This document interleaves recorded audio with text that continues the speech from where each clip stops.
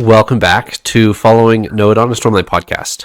This week is episode 179, and we're doing chapters 44 through 50, barely tagging the end of part 3 and well into part 4 of the Hero of Ages. Paul, how are you? Marvelous. Yeah, we're getting pretty far in. We're getting some bigger reveals, I think, in this episode, so I'm excited to untangle it all. We get a couple big name drops, and originally we had chapter 44 in the previous episode, and we were starting with chapter 45, but there's a big name drop at the end of chapter 44, like the last word of chapter 44, and then it turns out that it's just a fake, and the real name drop is in chapter 45. So that's the reason why we're splitting in the way we are. Eliot, how are you? Doing good. I was about to have to lose it if Reen was back in the picture, but apparently not, and Vin figured that out pretty fast. Yeah, I do have a slight bone pick with Sanderson because he drops Reen as a huge cliffhanger at the end of part 3, and then just instantly takes it back in the first paragraph of part 4. So, but I don't know. I think 44 should be part of part 3. But anyway, we'll roll intro and then we'll get a brief summary from Eliot.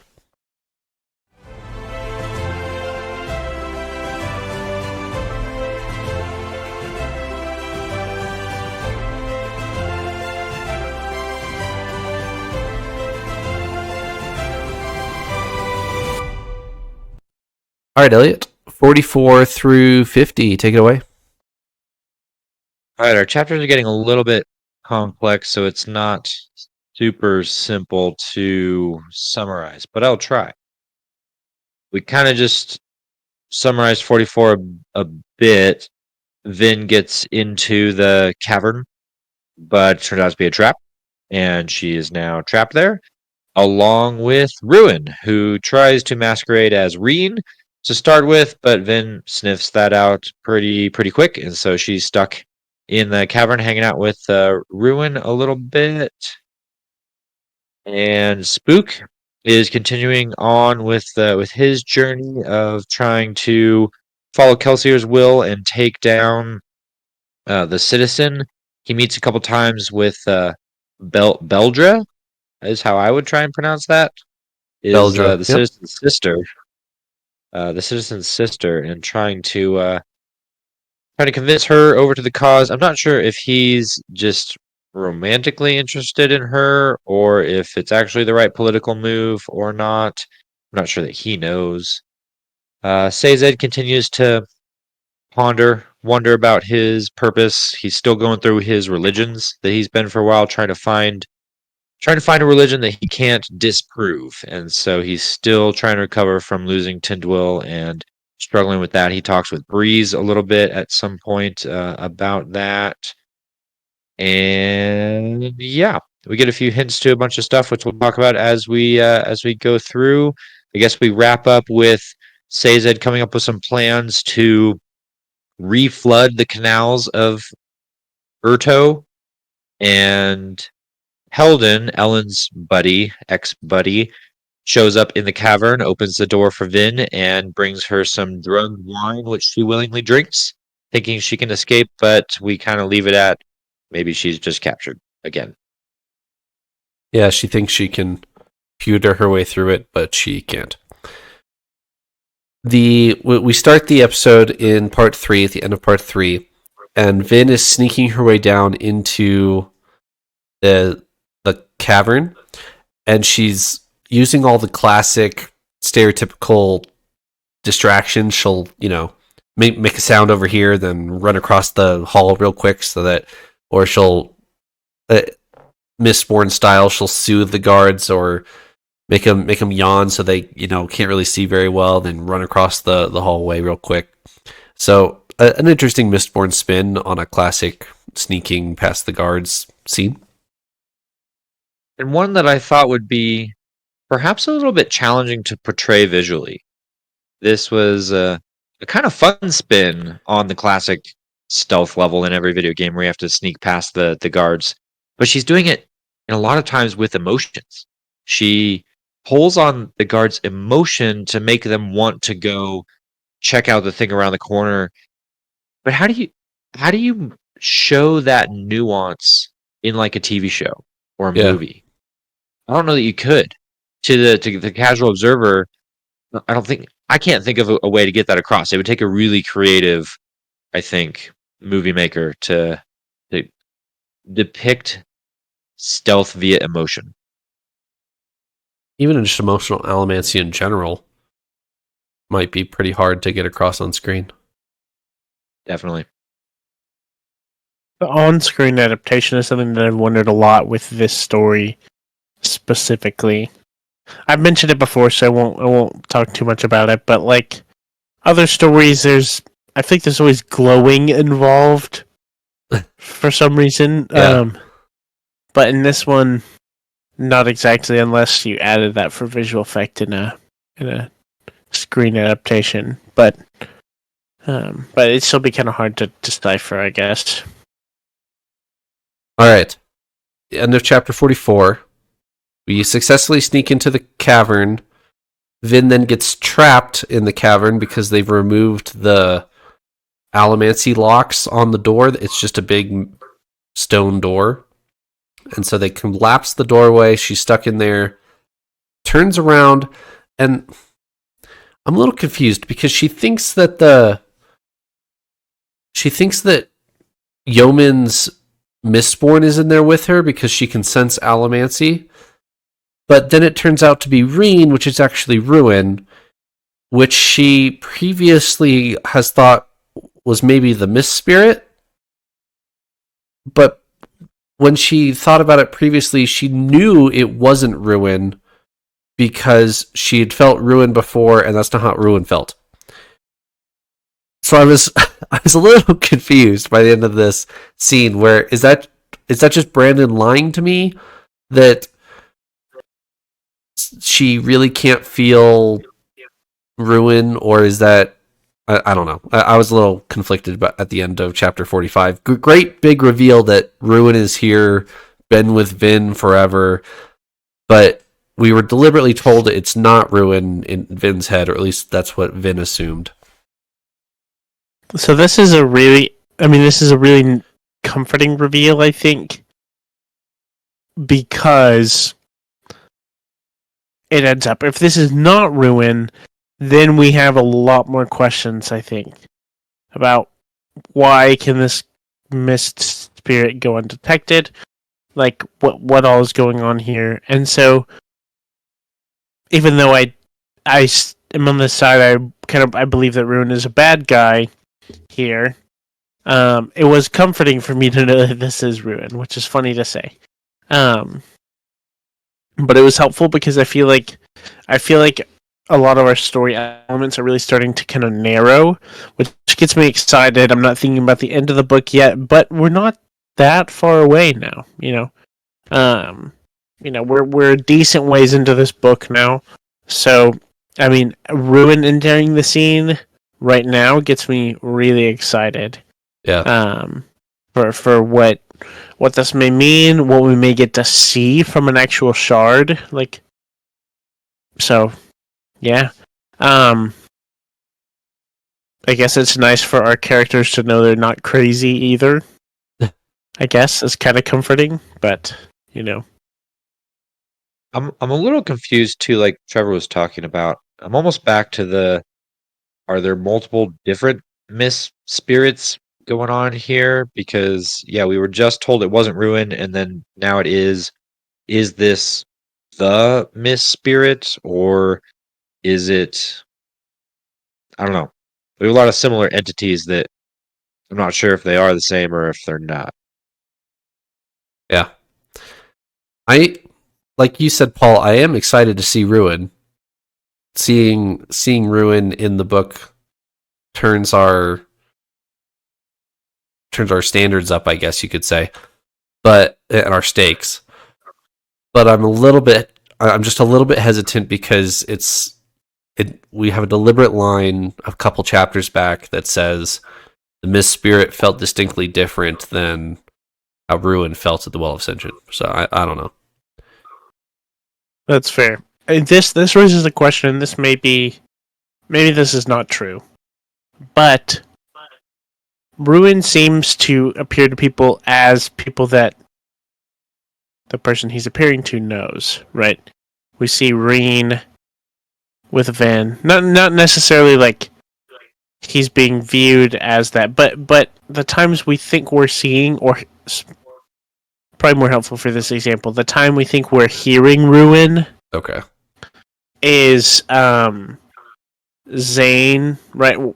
Maybe a little dicey on Zane, but we're assuming that's probably Ruin.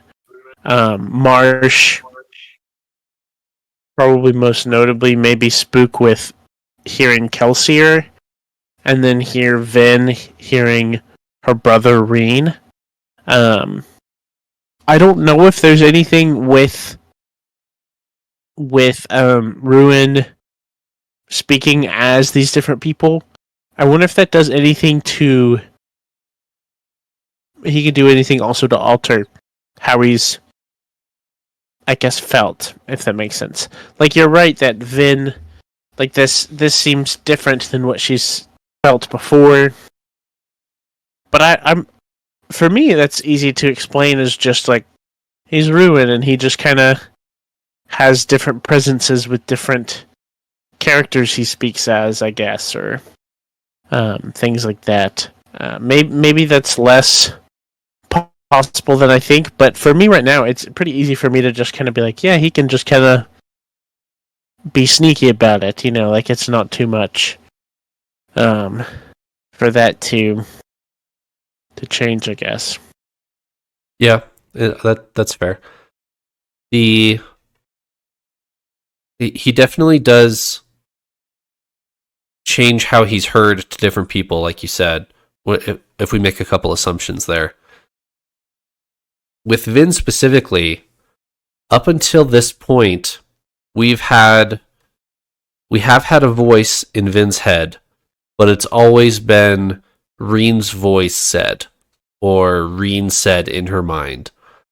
And now, when Ruin reveals himself as Reen, he's really playing this card of that. No, that was me. That wasn't your mental dialogue. That was me. Eliot, what did you think of that reveal?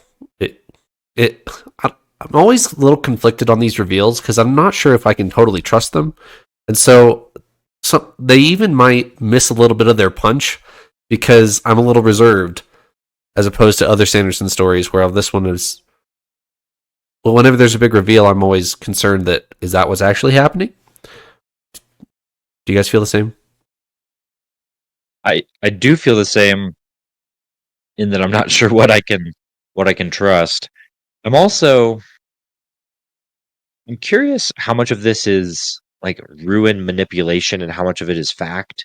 Right. Because like Vin knew Reen as a person for a lot of her life.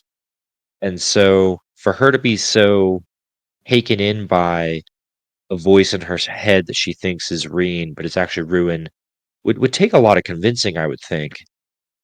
And Ruin drops a line that's even more confusing. Ruin says, "You've heard me in your mind since the first years of your life." Hmm. But Vin was around Reen for years, a decade.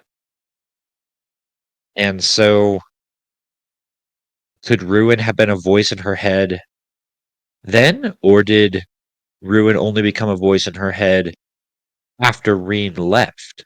I don't know. I do think, however, this plays in nicely with some of my predictions about Vin's earring. Okay.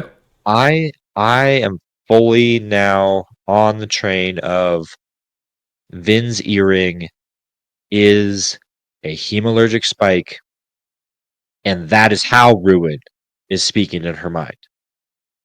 We talked before in the last episode about how Ruin was trying hard to spike Penrod. Got a spike in Penrod. Yep. Ruin's also trying hard to spike Elend. Ruin doesn't seem like he's trying to get a spike in Vin. Well, obviously it could easily because he's already got one. Right. He's already got some metal inside of Vin, and so he has a avenue into her mind. Now, it's a subtle one. It's maybe the placement of like Penrod's spike in his heart is really important. And Ruin has a much more direct path to controlling Penrod through his heart, whereas maybe Vin's earring through her earlobe is like the teeny tiniest little bit of influence. And so all Ruin can do is just like speak just ever so slightly in the faint voice of Reed is all he can do. But yes, I think Vin's earring is a hemalurgic spike, a very small one, and Ruin has been using it to speak as Reen in her head. Remember what the plaque says in a couple chapters here? The Lord Ruler. Yeah. The Lord Ruler states that Ruin has been speaking in his mind. Do you guys remember if Ruin had any metal in him? You mean the Lord Ruler?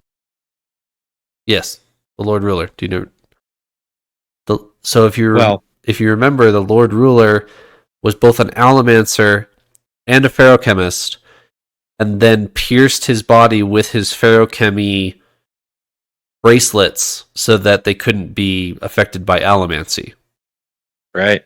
But then it could have been a byproduct of hemalurgy, a third type of magic that would allow Ruin to affect even the Lord Ruler. Makes perfect sense. So yes, I'm on board with your theory, Eliot.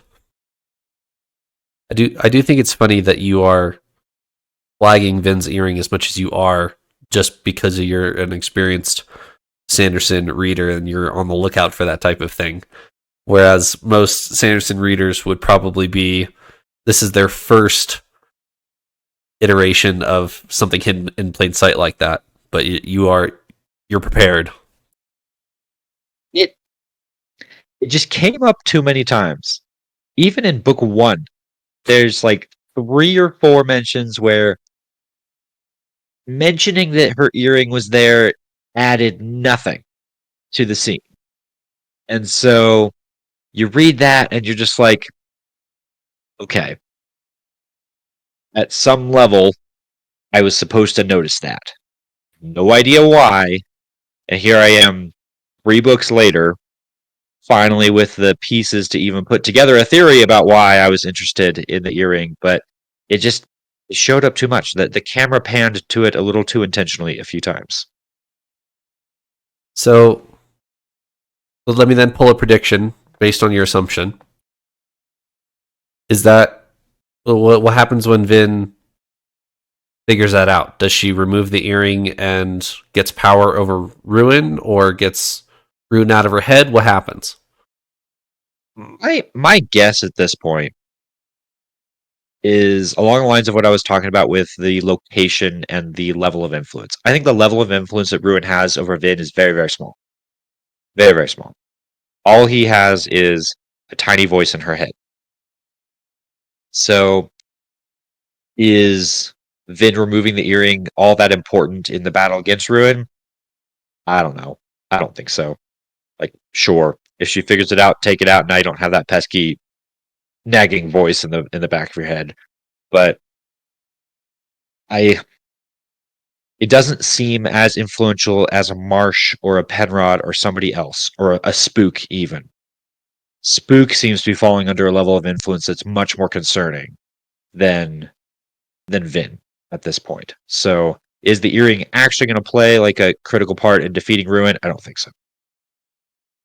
Okay. We've just ended part 3. What's our... Do you have a theme for part 3, Eliot? I do. It's a little bit of a tongue-in-cheek one in that usually I try to pull together something thematic and dramatic or whatever. And all I could come up with as a theme, or what just seemed like the most obvious that I couldn't get away from, is just Hemalurgy itself. Hemalurgy. That's my theme for part 3, because so much of part 3 was all the bits and pieces and information about Hemalurgy and what it can do and why it's important, and Kandra and Kolos. I don't think we really spent much time on other thematic kind of elements. It was really the Hemalurgy 101. Sounds good. That's pretty true. And a lot of our questions have been answered quickly. I guess this one kind of stuck around for a little while. But you're right, yeah, we really, this part, we learned so much of the specifics and some of our characters who have Hemalurgy that we didn't realize had Hemalurgy, so that's pretty Before spot we on. leave So. part 3, before we leave part 3, though, Trevor, there is one other dimension. Aside, while Vin is getting trapped, Elend actually discovers something a bit interesting. Where we left him in chapter 43, he was just having a debate with Yeoman. Yep. Well, in chapter 44, it takes a little bit of a twist, a turn. Elend all out attacks Yeoman Yeah. when they discover that, when things start to fall apart and the alarm is raised, Elend just goes for it. And I'm trying to remember the scene. I don't remember if he's just trying to provoke him into action to see if he will do allomancy or something like that, or if he's really actually trying to assassinate him to take him down in that moment. I don't remember. But he does seem to discover that Yeoman is burning Atium, Yeah. which I was rather confused by, and wrote a bunch of questions in my notes because I can't even remember what we know so far. I'm trying to check off what this tells us. If Yeoman is burning Atium, does that mean he's a Mistborn? Or can you be an Atium misting? El- Or are we in some other category of like, is he using Hemalurgy to gain the ability to burn Atium or something along those lines? I would tell you all three are a possibility. Which one does Elend assume? Elend starts to go down the path of Mistborn. Yes. Elend immediately assumes, oh, he's a Mistborn. But I would tell you that all three are a possibility, and Elend kind of jumped the gun on that one. So yes, Yeoman was burning Atium, but he specifically doesn't like fight back at Elend. He doesn't like shoot coins at him or, pewter burn or anything like that. He just burns Atium and is on defensive. So that there's a couple interesting questions with Yeoman. What is going on with him? It's totally feasible that he has like an Atium spike because he's a previous obligator, right? He was part of the Canton of Resource, I think, which is actually why he knew where he knew about the cache before the fall of the Final Empire. So he took control, and then that's the first thing he did was go down to the cache and empty it out and make it a prison for Vin because he assumed Vin would come for it. So, all right, in chapter 46, we're back with Sazed and Spook. Just kind of a throwaway line. Sazed comes across the religion as he's studying through them, and he comes across the religion of Trellism, or in worship of Trell. Have we seen Trellism before? Oh? Maybe I'm missing something here. But I don't know if we have. Okay. Eliot? It's funny you should ask this because I wrote that exact line in my notes. He started talking about it, and it was one of those, have I heard of this before? Small part of my brain wants to say yes, but I couldn't tell you the slightest detail about when or where. But it is one of those, it's like, Is it just too similar of a word to press? And I'm thinking of the title of a book I have yet to read, or is it something I have heard of before? I don't know. Okay. I will tell you that you have heard it before. I will not tell you where because I'm mean. And keep that in mind moving forward. Trellism. Where does that come from? What does that make you think of? But that's all I'll say on it for now. Okay. Elliot, you have an interesting quote in here about Sazed. I do. Sazed is, I think, becoming the most interesting character in all these three books. In that he's still going on this journey of self-doubt, self-discovery, maybe battling with the loss of Tindwyl and how that has really shaken his what used to be such a strong faith.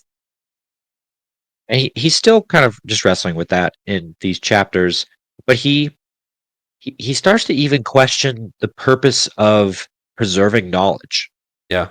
Like, why do keepers even do this? If I've dedicated my life, if generations of people have dedicated their lives to just preserving history, preserving knowledge, preserving religions, and here we are at the end of the world, and my knowledge it's not even helping us save the world. It's not even, no one wants to hear it. All everyone cares about is survival. He kind of asks the question of, well, what's more important, knowledge or just surviving? And the quote that he drops, or I think you're just in his mind. He kind of wonders, is this not an era for scholars and philosophers? Like maybe scholarlyism and philosophy are maybe they are important in and of themselves. Maybe they do have value. But when the world is falling apart, when the apocalypse is happening and everyone around you is just dying, is it just not the right time for that?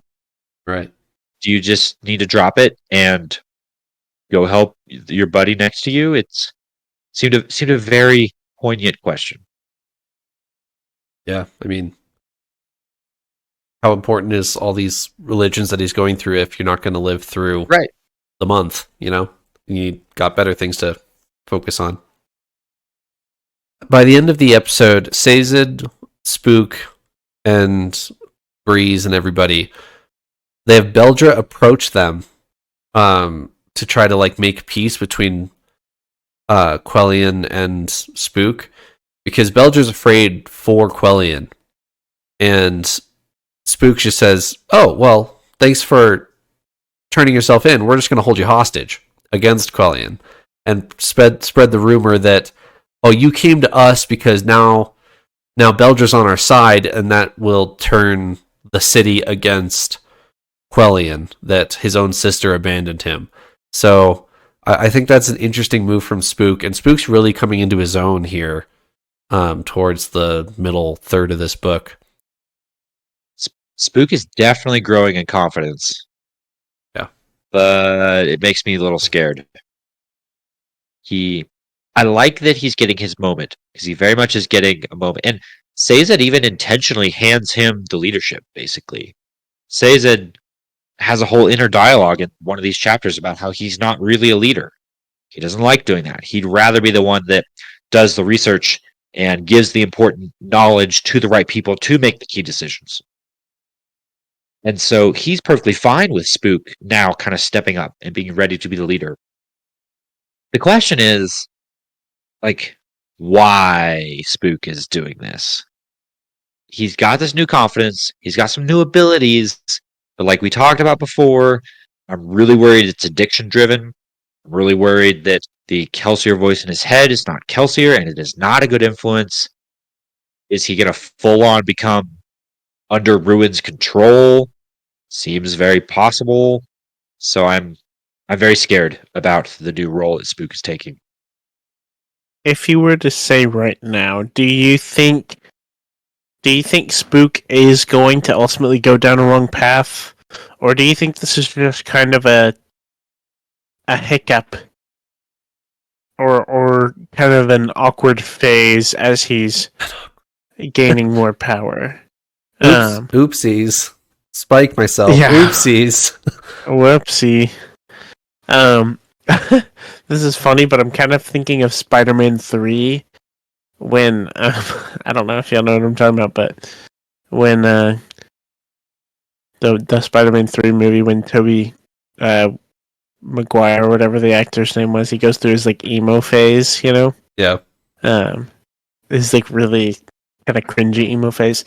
Anyways, I think the question though in my head is like, before any of this happened, I mean, this makes sense, I guess.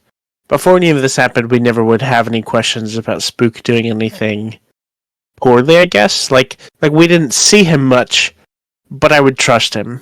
And now we've seen him, and I would still trust him, but the awkward thing is we know he's kind of in the realm of influence for Ruin. But he hasn't necessarily... I feel like we haven't seen anything too bad. I know this all sounds ironic, probably because last week I just talked about kind of added on to this addiction thing with Spook, which I do stand by. But I'm kind of curious, you know, if you were to try to guess right now, you know, do you think this is actually going to fully go down the path of wrong and ruin, or is it kind of going to stop here? Is it going to change directions? Because I don't think he's taking the sword, like the spike, if you will, out. I don't think that's going to happen. You know, I think that's there, but I feel like the path we're heading down, in general, overall, with this book, is Penrod is spiked, Spook is spiked, Vin is a tiny bit spiked. I think at some point, Vin, Elend, Sazed, the three of them are going to realize that the entire world is stacked against them.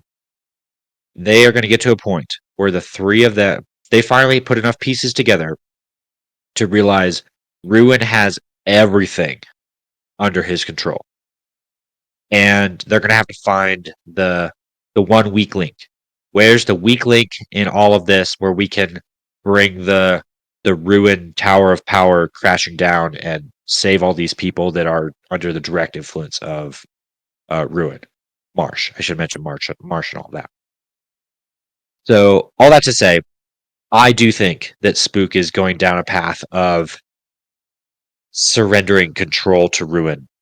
And I think Ruin's going to play directly on that part ambition, part addiction. He wants more power and he's getting addicted to it. And he's going to want more. He's going to keep wanting more. That's going to allow the Kelsier, with my air quotes around it, character voice to guide him along the path that Ruin wants him to walk. And so, yes, I do think Spook is going to get fully under the control of Ruin at some point. Then Elend and Sazed are going to have to find a way to remove that control that Ruin at some point here is going to have over pretty much everybody. How many of our crew have secret spikes in them? How safe is Breeze and Ham? There's a difficult question. Are there others that we haven't even really seen much of that are already spiked? Yikes, I don't know. Or does Ruin not really care about them? Yeah, I don't know. But then, if he doesn't care about them, then that would beg the question of why does he care so much about Spook, right? Spook would self-describe himself as the least of these, and we have Breeze and Hammond, who are generals in Elend's court. Yeah, I don't know. I think Ruin is both opportunistic and efficient. I think Ruin saw an opportunity to give Spook some power and take a bit of control of him, and conveniently can now use that to semi-control Breeze and Sazed for a little while. Or at least have a voice in that room. Right. I'm really thinking on this. Are there any other characters that have a secret spike? Because I honestly don't remember. I think I'm in the Trevor boat there. He always says that as we read a book, like, oh, I don't remember what happens here. So this is a genuine prediction. And then it's something that he actually remembered and didn't quite realize it. Just So plunge maybe straight I into shouldn't. the right answer. I'm kind of the thought that maybe there's not a character that has a secret spike, aside from the ones we know. But, I mean, I feel like that's usually the reveal that happens, is it's like they realize someone has a spike in them, you know?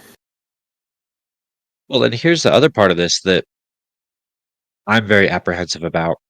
It seems like potentially the one upper hand that our heroes could gain would be through our sympathetic Kandra who wants to help Tensoon. Right. But it is very well documented at this point that he's spiked. That's his whole existence, is Hemalurgy. So whether Tensoon wants to help or not, is he even a reliable ally? Yeah, I don't know. And the Inquisitors were definitely on the Lord Ruler's side, but when the Lord Ruler existed, so were the Kandra. But now the Inquisitors are very much on Ruin's side. So why are the Kandra not? Why do the Kandra seem separate from Ruin, or at least it's as portrayed so far? Or maybe that's our answer. Maybe if we can figure out why Tensoon does not hear a voice in his head, Yeah. there's your answer. If you can figure out how Kandra can be spiked but not under the control of Ruin, apply that to everyone else, and now you've fixed your biggest problem. Yeah. This is an interesting question.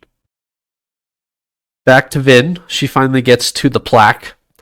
And it's pretty disappointing, with the notable exception of a one-liner from Ruin, and he says, "Even if Ruin returns, I've hidden his body well." What does that mean? I don't remember this at all. I'm really curious on what that means, but I'm not going to say anything in case I am too smart. There's an epigraph in one of these chapters too that also mentions that Ruin is looking for his body. And I think we've had some Marsh perspectives that have hinted at this as well. Yeah. Ruin is looking. Ruin is looking. And now here we have the Lord Ruler claim, it's fine though. I hid his body. He won't find it. Like, I have all the questions. One, how the heck did the Lord Ruler have Ruin's body? Yeah. Good question. Two, what are we even talking about here? Because are we literally talking about it like a human body? Is he looking for a vessel? Is he looking for a specific body that he wants to inhabit? Why not just pick another body? Why not? I mean, I'm probably bringing too much outside knowledge of shards into this and asking spoilery questions, but why does Ruin care about one body? To go a different path of thinking, also in some of the epigraphs we've seen recently, we've heard mention of Preservation's body. And the link to Preservation's body was the fact that it powers allomancy. That it seemed to say, I'm trying to recall the epigraph, that the metal that allomancers use is the body of Preservation. Let's see if I can find it. So it's from last episode. Is it? It's got to be 38. I think it's 38. I think it's the epigraph for 38. But going down that line of thinking, maybe this is more metaphorical. Maybe we're not talking about a literal human body. We're more talking about a source of power. If Preservation's source of power is in like the metal of the planet, what is Ruin's body, and did Lord Ruler get a hold of all of it and hide it somehow? For the record, viewer and listener, I had an epiphany. I'm not going to say it this time because I'm pretty sure I'm right, so I'm not going to say it. So I will leave Eliot in the dark this time. Just wanted everyone to know that I had one of those moments. Yep. Anyway, all of this from mention that Ruin is looking for his body, and the Lord Ruler claims to have hidden it. What exactly are we looking for? Why did the Lord Ruler have it? And where did he hide it? Yeah, I agree. Anything else? I mean, we end the episode with Vin that we talked about earlier. Vin drinks a drugged cup of wine or something, and she tries to fight it off with pewter, assumes she can fight it off with pewter, but she can't. And which makes me wonder if Yeoman has access to said mystery metal from the Final Empire that burns out all your metals. So if the Inquisitors give her or force her to swallow some metal that like extinguishes all her metals, burns all her metals at the end of the We book. learned what it is. Yeah, it's aluminum. Is it aluminum? Yeah. Okay. So I'm wondering if Yeoman had aluminum in said drug, and she can't fight the drug because it gets rid of all her pewter. Maybe. That's a good theory. I'm a little worried what they're going to do with her. They now have drugged Vin. Like when she wakes up, assuming she didn't just ingest aluminum and remove all her metals, she's going to wake up at some point and be pretty cranky. And if she does have metals, they're in trouble. But are they going to like try and go use her as collateral or ransom or whatever you want with Elend? Are they going to drag her out and say surrender, leave, or we'll kill her kind of thing? Or what's about to happen? You did predict that she didn't live out the book. Yeah. We've still got some pages to go. We do. We've still got a solid third of the book to go. I'll be pretty shocked if she were to die now. I think that if Vin does die, which I still think she very likely could, it's going to be in a sacrifice herself to save the world kind of way. Not a, oops, the baddies got her to burn aluminum, and so now they slit her throat. Getting executed by Yeoman while drugged, not a very good way to go for Vin. I was gonna say that the whole like drugging thing here seems a bit. This seems not quite. I don't know that I'd stick to that, but you have a good point, Eliot. That seems fairly fitting. Alrighty. Ooh. Yes. Before you go elsewhere, I just noticed something in my notes. Quick little question that comes up that we should talk about briefly. Sazed and Spook and Breeze discover, in talking with Beldra, I think, maybe, that supposedly the mist, that it kills 16% of everyone who walks into it, does not ever kill or affect at all nobles. Yeah.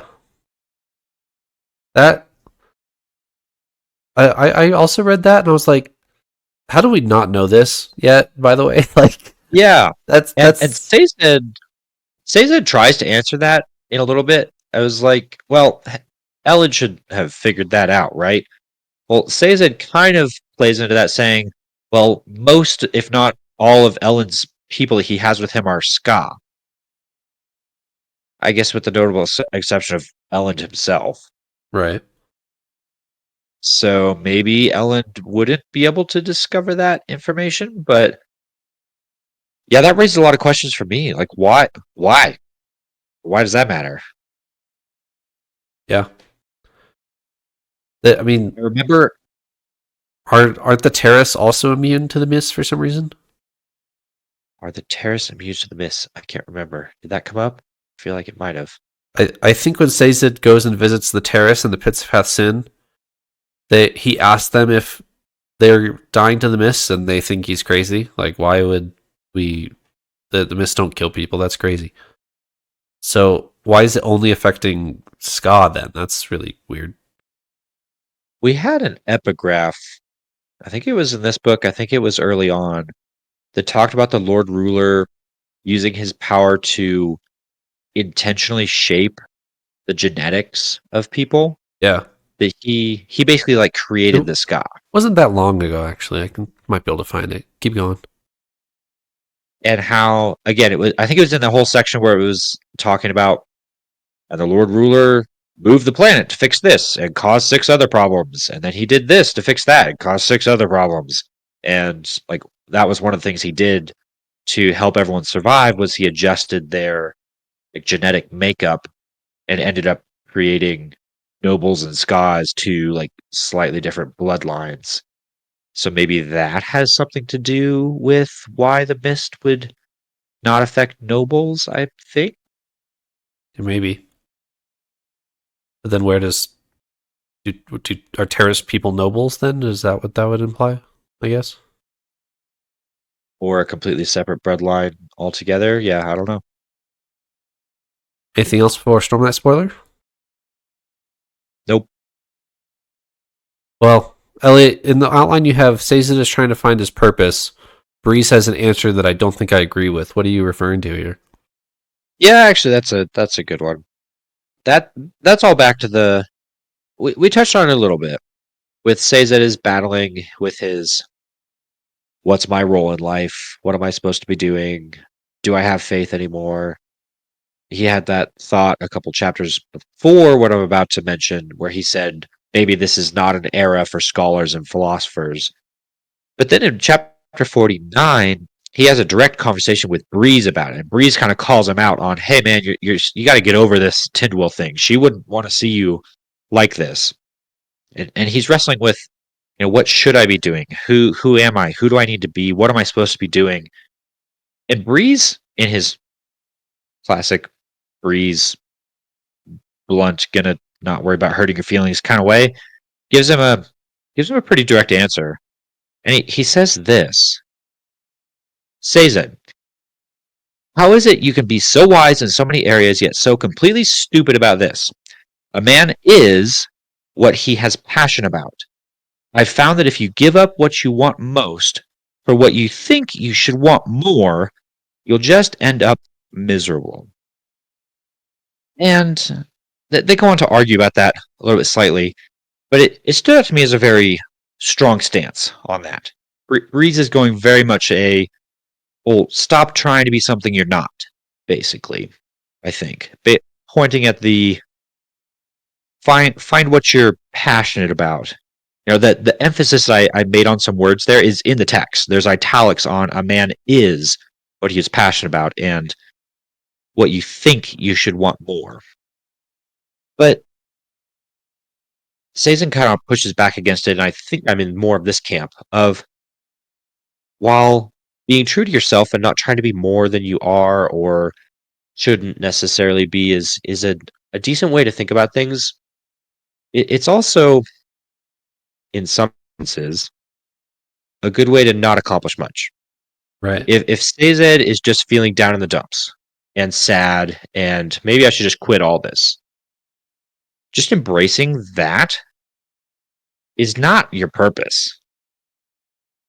Knowing what you should do and trying to pursue that definitely in my mind is the right way to go about things. And oftentimes in life and in a story, you need someone else to kind of give you that push, right? You need someone to come alongside the hero and say, no, this is what you could accomplish, or let me help you get there. Let me carry you up Mount Doom so that you can accomplish the goal you were meant to accomplish and not just leave you to accept your fate at the bottom of the mountain. So I think to Breeze, I would say okay, kind of, but at the same time, definitely not. Yeah, I could see that. Is Breeze really trying to tell him to settle, or is he trying to tell him to like snap out of it? I think he's trying to tell him stop wrestling with it too much and just be who you want to be now, or be who you are. They talk about like studying stuff and how Sazed has found Breeze sees a light in Sazed's eyes he hasn't seen in a long time, and that's because he puts on his engineering metal mind, which I enjoyed that whole segment, by the way, as an engineer. For Sazed to become an engineer for a few pages was pretty fun. And Bree says, "Oh, I can see you enjoying that. Stop worrying about your religions. Stop worrying about your scholarly stuff, and just do the stuff you like. Like I just saw you enjoy becoming an engineer for a bit. Go do that." And part of that is spot on. Of stop moping and find ways to be happy and move on. But the other part of it, I think, is Sazed is chasing the big picture. Sazed is trying to figure out what's the purpose of all this. That is a noble cause, I think, to try and discover your purpose, and so to give up on it just because he can't solve it is not the right advice from me. Yeah, I like that. All right, Stormlight spoiler. I want to compare real quick. The first time, this episode's really the first time that we actually get to sit and talk with Ruin. He's existed before that. This we've heard mention of him before this, but this episode is really the first time we actually have a conversation with him. You guys remember the first time we had a conversation with Odium? Where that is in the story? Is that Isn't it in the Way of Kings? No. Either that or Words of Radiance, maybe? Because we get mention of Odium at the end of the Way of Kings. That's what it is. Yes. Odium as a name is mentioned pretty early in the Way of Kings, actually. Kaladin asks Syl what Odium is, and she like freaks out on him. It's actually in the Wandersail chapter. Shout out to the Wandersail. But yeah, we don't actually get to talk with Odium until beginning of Oathbringer. Oathbringer is when Dalinar has really taken the reins of Bondsmith, and that's when Odium reveals himself to Dalinar for the first time in his visions. We don't get to talk with Ruin until the beginning of like the last third of this book, of the last book of the trilogy. Whereas when we get to talk to Odium, it's like halfway through the series. How do you guys feel about that? When our big bad guy truly reveals himself, isn't until like almost the end of this book, or towards the end of this book. We don't even know who we're fighting or what's going on here. I think in the context of their stories, I think it makes perfect sense, honestly. In Stormlight, you get the mention of Odium early, like we mentioned, but you don't actually see and meet him until about the middle, which I think is pretty fair. You could do it a little earlier, or even a little later, and I think that's fine. I like it where it is. I think that's really great of the first two books, not really diving too deep, and then the third book being sort of face-to-face with Odium and starting to understand the implications of that. I think that allows good build-up for Odium to be just like, there's a whole like power hierarchy that's established before that of like how strong people are, how strong enemies are. In Mistborn, I still think that's fitting because excuse me. In Mistborn, we have the Final Empire, And the Lord Ruler is kind of the big bad guy. Right. I will say, I think this maybe could have been pulled a little bit earlier, but we do get a lot of mention of Ruin Right. leading up to this. And so for him to actually reveal now, I think is pretty well timed. I think it gives him time to still be a major player and to actually like see and maybe sort of understand him. Versus if it is earlier, then maybe it feels like the plot of trying to defeat Ruin or combating Ruin or whatever it looks like. Maybe it starts to feel like that is dragging on way too long, Okay. in the plot. If that is where it's going to end up at, then maybe that's a bit because it is kind of. I think this series is more awkward because book 2, this whole Well of Ascension, we weren't really sure what was supposed to happen, what was supposed to be the significance. We know that we were going to end up at some Well of Ascension, but it was a bit unclear up to almost the very end. And then we learned that that's what releases Ruin or swings the momentum back. We learned it's not really like imprisonment and freedom, it's a bit different. And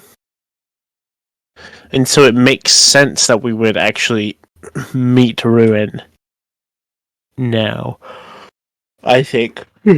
But as far as your comparison between Ruin and Odium, I think they both make sense in their respective stories.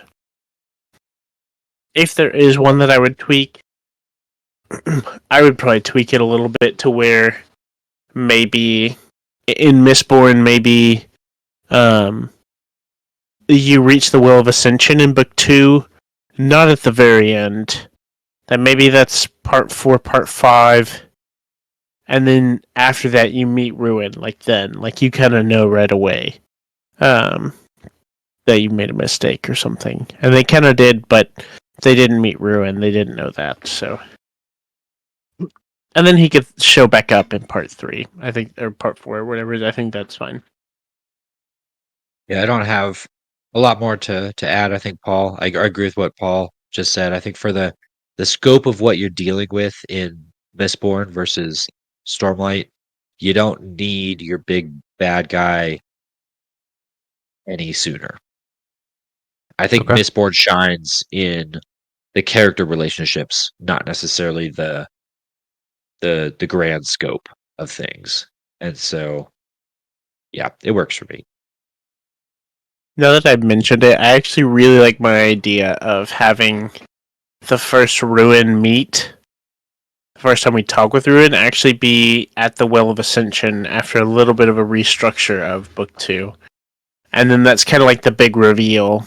And then you start book 3, and it could still go about the same pace that it's going right now, because the reader's like, oh my goodness, when is Ruin going to come back? When are we going to see him again? Right. But you have kind of more context into all the crazy stuff that's happening, Anyways, I think that would be kind of neat. Yeah. Cool. Are we too sleepy for a Stormlight refresher, Paul? I can do one. Let's go. All right. We are These are pretty fun. 4-1 in Eliot's favor, and Eliot leads this week. Eliot, are you ready? I'm ready. Your chapter name: To Fight the Rain. To fight the rain. He's over there Googling it. I know, that's what it looks like. I'm not. It's exactly what someone who is Googling it would To say. fight the rain. Yeah. I was writing down our score 4-1 so I could log it. To fight the rain. What do I think of? When I hear that, I think of the really cool scene where Paladin builds a shield around himself against the Stormwind front to protect the Parchman that he's with, I think. In a scene where he's fuzzy on the details, but helping the Parchman people He's fighting the wind in that moment. If I've learned anything from all of our previous quizzes, though, I'm completely off. So it's probably not that scene, and it's something much more mundane, like a bridge run where they're going into the storm, or maybe like a reference to the Everstorm. If I had a better idea, I'd go with it because I'm probably wrong with my first idea, but I'm gonna go back to my first idea because that's kind of all I've got. It's the paladin bubble in the storm to protect parchment. Incorrect. Yeah, figured. So Roe starts nodding, and that makes me think. It equally makes me think whenever it's not my turn. It makes me think that Eliot was correct. And whenever I see it on my turn, I'm like, oh no, that means I'm incorrect. It works both ways for me. It always works in the negative way for me. Okay, to fight the rain, I had a little more time to think about this and came up with, I think, somehow even less that I'm confident in. I am gonna go with to fight the rain. I think this may be the chapter where I think it's in Oathbringer where Dalinar has a flashback where there's like the lightning spread and the water, and it's all like murky and in my head rainy outside. I don't think that's correct, but that's what I'm gonna stick to. That's what popped into my head for whatever reason. So I don't remember. I'm struggling to remember the name of the spread there. Maybe that was something with the fused, or no, it was an unmade. They're in the Pure Lake, so I'm just gonna go with that. Incorrect. The correct answer, Eliot, you kind of touched on it. It is when Dalinar and company have reached the center of the Shattered Plains in Words of Radiance, and our Parshman listeners have bonded Stormspren and become what the Alethi know as Voidbringers in the middle of the Riddens, and there's glowing red eyes in the middle of the rain. That's right. All right. I do remember that scene now that you mention it, but I would have not gotten there from the title. That's why we're doing these. Mm-hmm. Paul, your quote ID. You ready? Oh, always, yes. Honored one. I agreed to this trial because it was the only way to get a chance to talk to the honor spread.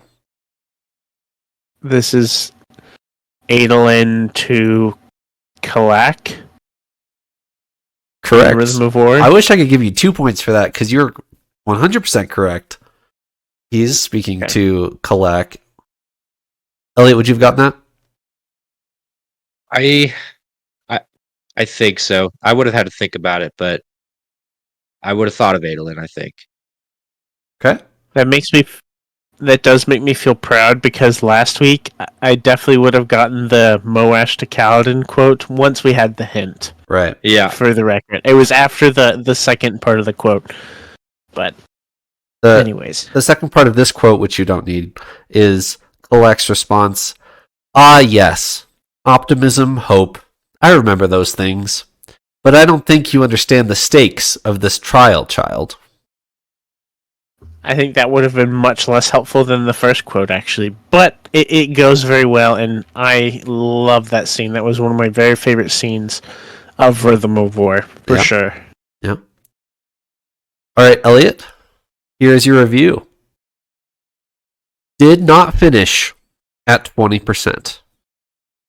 It's marked as high fantasy, but for me, it was more young adult. The magic system is pretty much Magneto from the X-Men. I couldn't get into the story, probably because Sanderson isn't a great writer. I'm now questioning my 4 stars for The Way of Kings. Ooh, this is tricky. I had some ideas until the very last bit there because did not finish 20%, doesn't like the magic. Did they keep reading Stormlight? Like, why? If they were going to bow out, they would have bowed out in Way of Kings. So now I'm tempted to go outside of Stormlight, which I think you've told us is a possibility, although unlikely. That is what I've said. Eesh. Magneto. Yeah, how's your X-Men lore? Oh, I have nothing. That's what I was thinking. I was like, that seems like it'd be such a giveaway. I don't even know. boy, what are they talking about? I bet I'm gonna say this is Mistborn. This is Mistborn, the Final Empire. They read Way of Kings and they thought, okay, this is decent. But then they trashed Sanderson as a writer after having read all of Way of Kings. It's kind of After giving surprising. the Way of Kings a 4, yeah. Yeah, like really. Gosh, I don't. Yeah, Mistborn, Final Empire, 1 out of 5. If you only read 20% of the book, I don't know, whatever. 1 out of 5, Mistborn, Final Empire. Paul? Okay, I agree with the 1 out of 5. They got 20% in. They obviously couldn't stand it and to pick up further.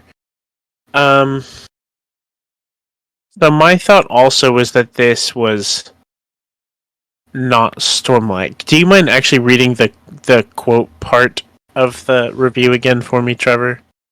It's marked as high fantasy, but for me it was more young adult. The magic system is pretty much Magneto from the X-Men. I couldn't get into the story, probably because Sanderson isn't a great writer. I'm now questioning my 4 out of 5 stars for The Way of Kings. So what sticks out to me the most is that this is labeled as high fantasy, but thinks it's more young adult. I have several options swirling through my head. So I think logically, I'm like, maybe this is just Words of Radiance. We're sticking to Stormlight because he rated The Way of Kings highly. But I don't think. I can also see not liking specifically the beginning of Words of Radiance because there's the stuff with, who is it, 10? Is 10 the character? Yep. I didn't like 10 very much. It wasn't my favorite part. But I don't think that's young adult though. That doesn't seem right. I also want to go outside of. I think I'm also going to go outside of Stormlight. But I'm kind of leaning towards Warbreaker. Okay. I don't know. What's really hurting me right now, I think, is I don't know anything about Magneto or the powers of Magneto, and I'm really kicking myself for that because I feel like that would maybe give a more dead giveaway. Magneto in my head, I'm like magnet, metals, Scadrial. That's my thought process right now. I could see that, But I don't, and I could see that being more on the young adult side, especially if you have the covers of the books that's like, do you know what I'm talking about? The kind of like modern covers, the Mistborn modern covers. I don't know if you know what I'm talking about. Yeah. Not the like brand new ones, but the ones that are like more realistic Yeah. art. Like it looks it looks kind of like young adult fantasy. Okay, I've said a whole lot. So I want to... The gamesmanship play here is to say the same thing Eliot said because you have a point on him. That's exactly what I was thinking, but I'm also like, that's so lame. That's so lame to do that. Eliot did it to you in a previous episode. That's true.